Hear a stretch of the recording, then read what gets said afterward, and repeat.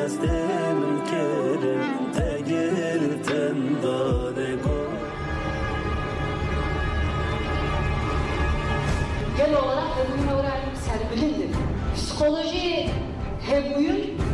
cüdane, psikoloji hem bugün de çareseri hem, psikoloji hem bugün de rehstine hem, cevaplıne hem, deşeroşitine hem, her nırra demek ki psikilikler bilirinde her nırra ditin hem, den nezikati mine.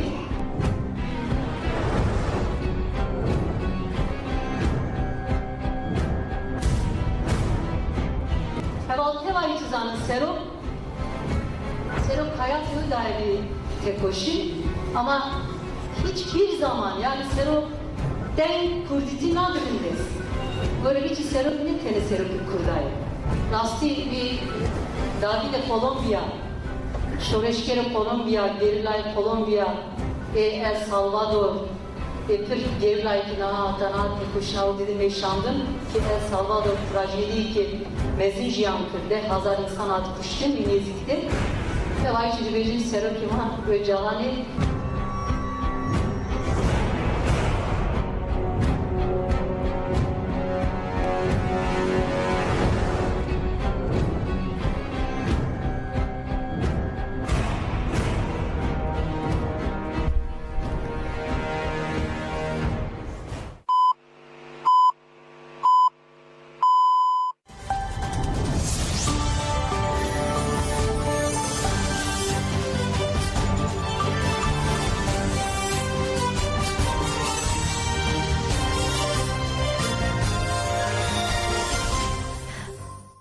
ئەم کاتتان باش بەڕێزان بەرمەتیە و کارانم هۆڵەکانتان پێشکەشەکەین.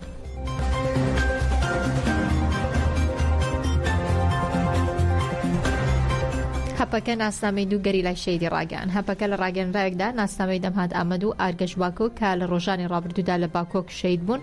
و ڕایانگەاندووە هەموو ساتێک بەزانابوون و شۆڕژگێڕی و ژیان بوون بە ڕێبواری ڕێگەی هەواڵانمان و ڕۆژهات و ئەرداڵ کە مۆری خۆیان لە ساڵی 2023دا. ناوەندی ڕاگەاندن و چاپەمەنی هەپەکە دەڵێ لە 29 کانونی یەکەمی 2023دا لارەمی باکۆکی ئەیلاتی مردین لە شەڕ لە دژی سوپای تورکسی هاوڕێوان شەید بوون. ڕوون بۆتەوە کە لەو شەڕەدا هاوڕێیانمان دەمهات ئامەد و ئارگەش باکۆک شەید بوون. سەرخۆشی لە گەلی وڵات پارێزی کوردستان بە تایبەتی بنەماڵی بنرخی هاوڕێیانمان دەمهات و ئارگەش دەکەین و بەڵێن دەدەین تا هێنانەدی خەون و ئاواتی هەواڵانمان بە پێداگیری و خواستی گەورەوە درێژە بە تێکۆشان دەدەین. زانیاری لەبارەی ناسنامەی ئەو دوو شەیدە هەپەکە بەم شێوە ئاشکرای کردووە. ئیسلام ئولجای ناسراو بەدەمهات ئامەد لە ئەمەد لەدایک بووە. کانونی یەکەمی 2023 لە مردین شەهید بووە. ئوزگور ئای ناسراو بە ئارگەش باکۆک لە مردین لەدایک بووە. 29 کانونی یەکەمی 2023 لە مردین شەهید بووە.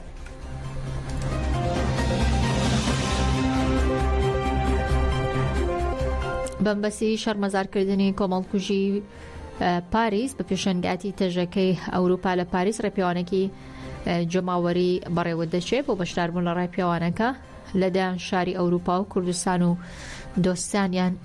بەڕێکەوتون. ئێستاش ڕاستەوخۆ لە سێرک تیڤیەوە سەرجەم دیمەنەکانی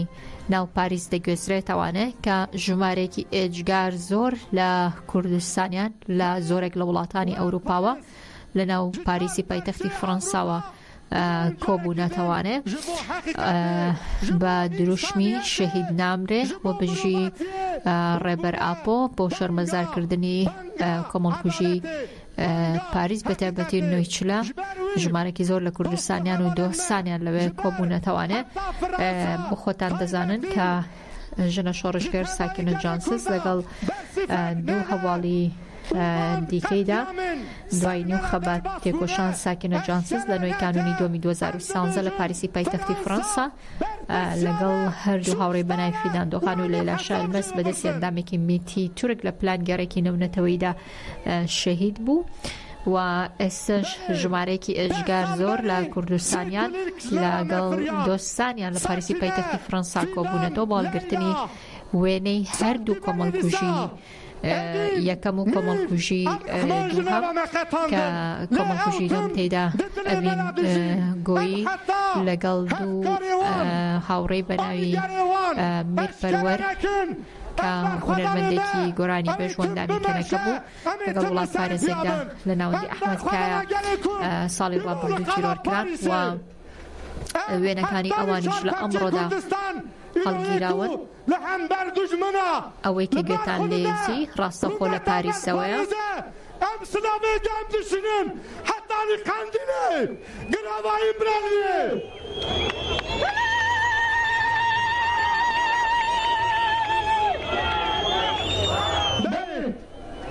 گەلی کوردستان ئەم خێر هاتناوە هەمیا دخوازن دو شخصیەتە ساکینە فیدان لەیلا میر عەبدوڕەحمان ئەڤین گۆیی ئەم دو شخصیەتە هەمووان شەهیدە و تەوای شەهیدی کوردستان ئەمێوە هێدی بگن ڕێزگرتنی باوەڕ دەکەم هەواڵ ئامادەکاری چێکردنە شکەرەمە خوڕە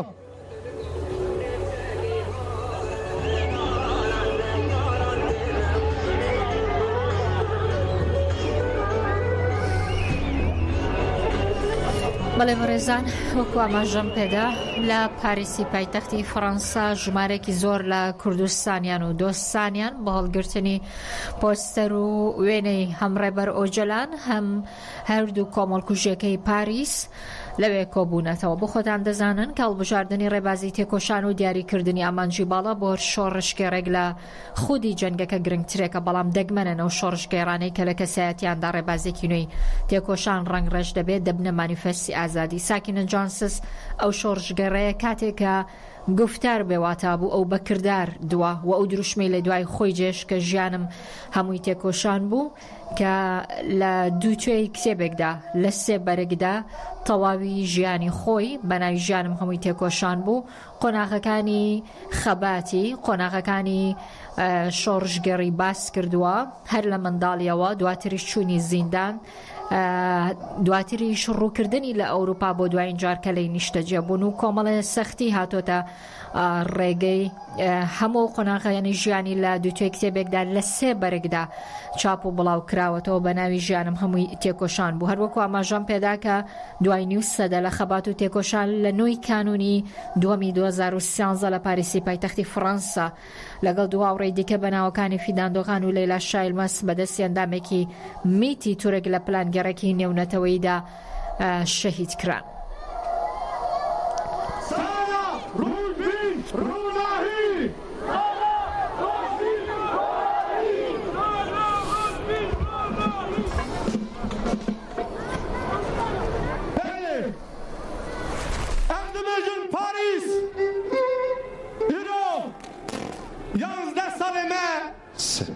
Amerika'da Avrupa'da herkin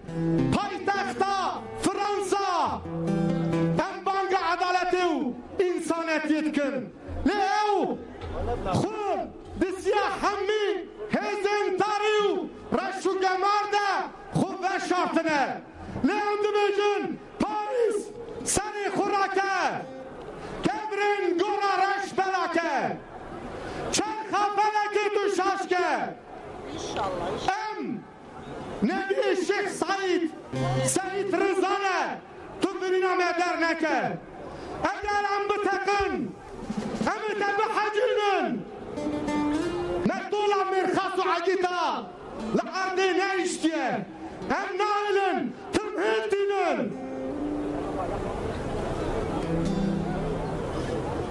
بله ام دی سابان دکر خورا هەڤڵ این بەرپرسیار ئەم ئاڵا تۆ ناکرد هەڤڵ ئاڵ bi destê welat parêzê da bimîne ئاڵ حەتانی داوی li qadê da bira destê hevala bimîne ji kerema xwe ra ئاڵê xwe tov nekir ئاڵ bira destê me da be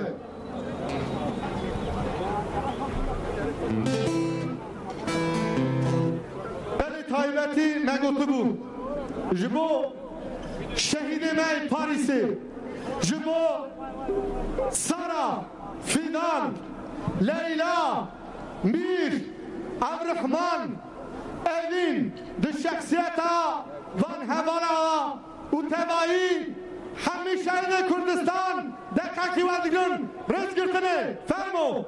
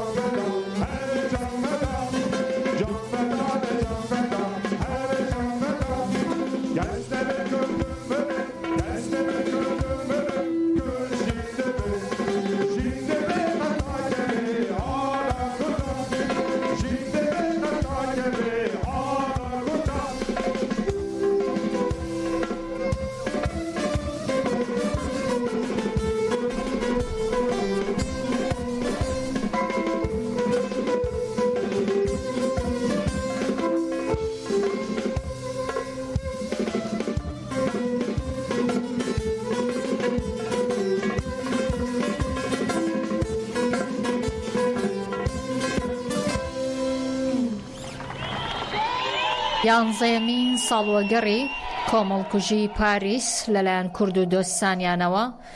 بە سرودی ڕقی بۆ دەستی پێکرد لە سەرلەبەیانی زۆر شەقامەکانی پاریس پڕبوون لە دروشمی شەید نامرێ، پڕبوون لە ئازادی بۆ ئۆجەلان، پڕبوون لە وێنەکانی ساکینە جانسس، فیداندۆغان و لەیلا شایلمەس. شەقامەکانی پاریس پڕبوون لە وێنەکانی کۆمەڵکوژی دووەمی پاریسیش کە ئەڤینگۆیی و مێر و پەروەر و وڵات پارێزێکی دیکەدا بوو. ئەتوانین بڵین کە ساکینە جانسس یەکەمین ژن بۆ لە مێژووی تورکیادا کە لەو ئاستەدا بەرخۆدانی کردووە بۆ بەخاوەنی کەسایەتێکی نمونە لە قارەمانێتیدا. ساکینە هیچ کات دۆخێکی ژیانێکی ئاسایی قبول نەکردووە بەرامبەر بە دۆخێکی وهاتێ کۆشاوە چۆکی دانەداوە. ئەو بەشێکی زۆری لە سەردەمی گەنجیدا لە گرتوخانەکانی ئەلعەزیز، مەڵاتیا، بۆرسا، ئامەد و چەند قاڵا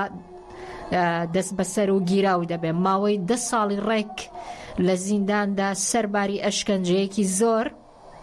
بەڵام سەر بۆ دوژمن نەوی ناکە. لە ساڵی 1991دا ئازاد دەکرێت. لە دوای دەرکەوتنی دەچێتە ئاکادیمای ماسوم قورخماس لە دۆڵی بیقاعی لوبنان و بەشداری پەروەردەی ئایدۆلۆژیای دەبێت کە لەلایەن عەبدوڵڵا ئۆجەلانەوە دەدرێت. دوای تێپەڕبوونی ساڵانێکی زۆر دواتریش ڕوو لە چیاکانی کوردستان دەکا و لەوێدا بەشداری لە تێکۆشان و چالاکیەکانی گەریلا دەبێت. وەک ئەندامێکی چالاک ڕۆڵی خۆی گەڕاوە لە کۆنگرە و کۆنفراس و بزوتنەوەی ئازادی ژنانی کوردستان و بزوتنەوەکە بەگشتی و لە هەموو کۆنفراس و کۆنگرەکەدا ڕۆڵی یەکلای کەرەوەی هەبووە. ڕاستەخۆ دەچینەوە پاریس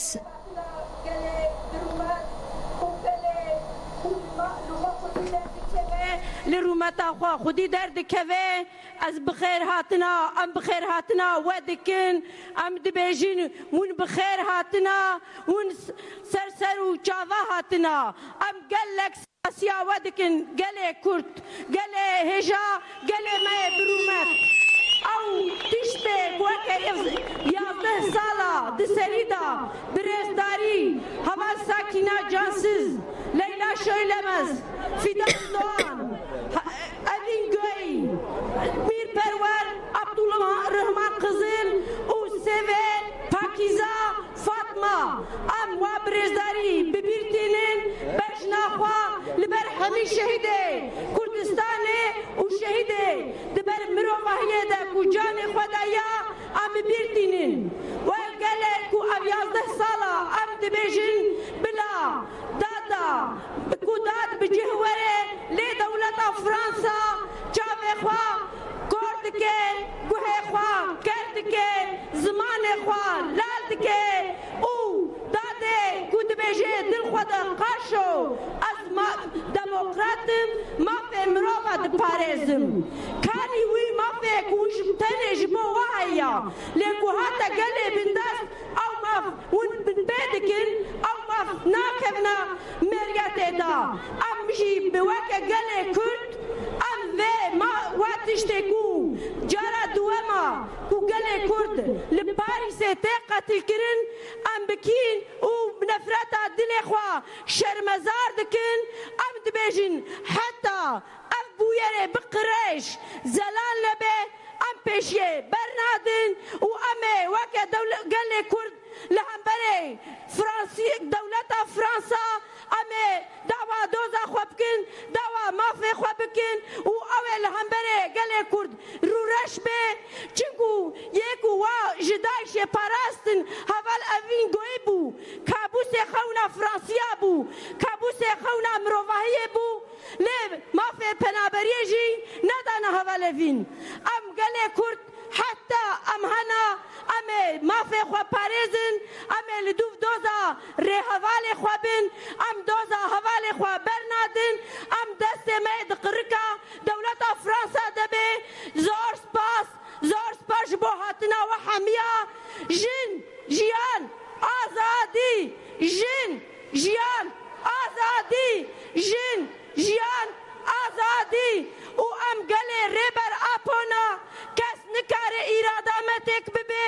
امه حتی داویه حتی ریبره کی آزاد حتی ستاتویه که سر بخوا امه لبر خودن و اول همبره ما شرمزار بن زور سپاش بو حمیه سالگوی کرمانیه گلی کردستان اسما خیرامه سلام chers amis des peuples kurdes et notre très cher peuple kurde, soyez tous les bienvenus aujourd'hui à Paris pour commémorer la tombée au martyr de Sakineh Fidan. بەڵێ بەڕێزان ئەوەی کە گوێبیستی بوون پەیامی تەبگەری ژنانی کوردە لە ئەوروپادا کە بۆ 11مین ساڵوەگەڕی کۆمەڵکوژی پاریسدا درا. شاشەی ستێرک تیڤی ئێستا بووە بە دوو بەشەوە لە دوو شوێنی جیادا. بەشێکی زۆریان هێشتا لە ڕێپێوانن بە هەڵگرتنی پۆستەرەکانی ڕێبەر ئۆجەلان و ساکینە جانسس فیدان دۆخان و لەیلا شالمەز. بەشی دۆمیشان لە شوێنێکدا کۆبوونەتەوانێ هەروەکەوەی کە سەر لە بەیانی ئەمڕۆ کە زباندۆخان ئەندامی تەفگەری ژنی کوڕ لە ئەوروپا باسی لەوە کرد لە دوایین شوێنیان کە لێ کۆ دەبنەوە تاوکنێ پاریس نۆرتە لەوێ کۆ دەبنەوە پەیامی خۆیان دەدەن بە دەوڵەتی فەڕەنسا تاوەکوونی ئەم کەیسە یەکلایی بکرێتەوانێ و بەلا ڕێدا نەبرێ و حەقی خۆی وەربگرێ. دەمەوێت گوتەیەکی ڕێبەر ئۆجەلانتان بەبیرخەمەوە کە لە دوای تیرۆرکردنی ساکینە جانسس ئەو باسی لەوە کرد کە ژیانی ساکینە نمونەیە، ئازادی ژنان تێکۆشانی ساکینەیە. من حسابی ساکینە دەپرسمەوە ئەوەش ئاشکرا دەکەم.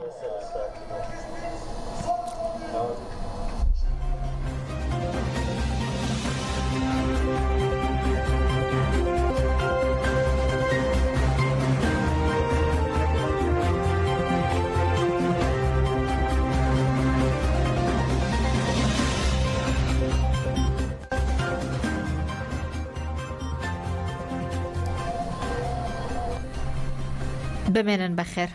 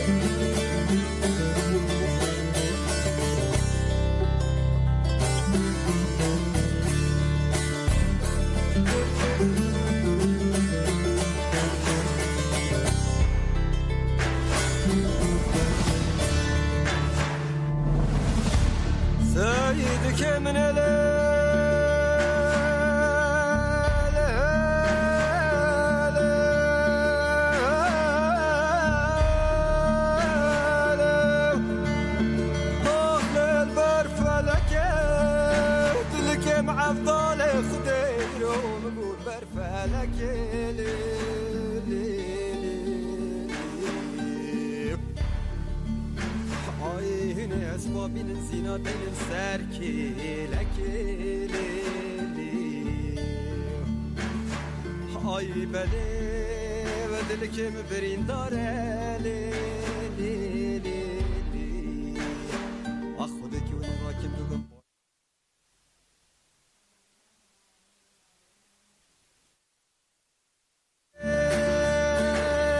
birina seydik emine aile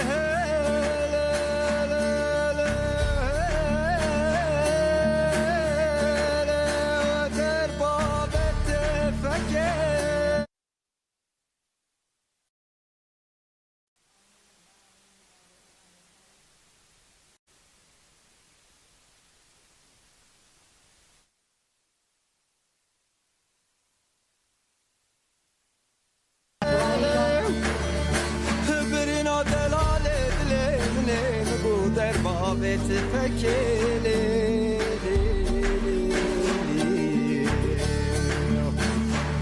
akıtına müsedikem çuruca kıyameti hayde rabe seydi kurseyde vanomu gubıcı kutu falu dengde jogulir van İbrahim arasına bırakılarak şimdi de 25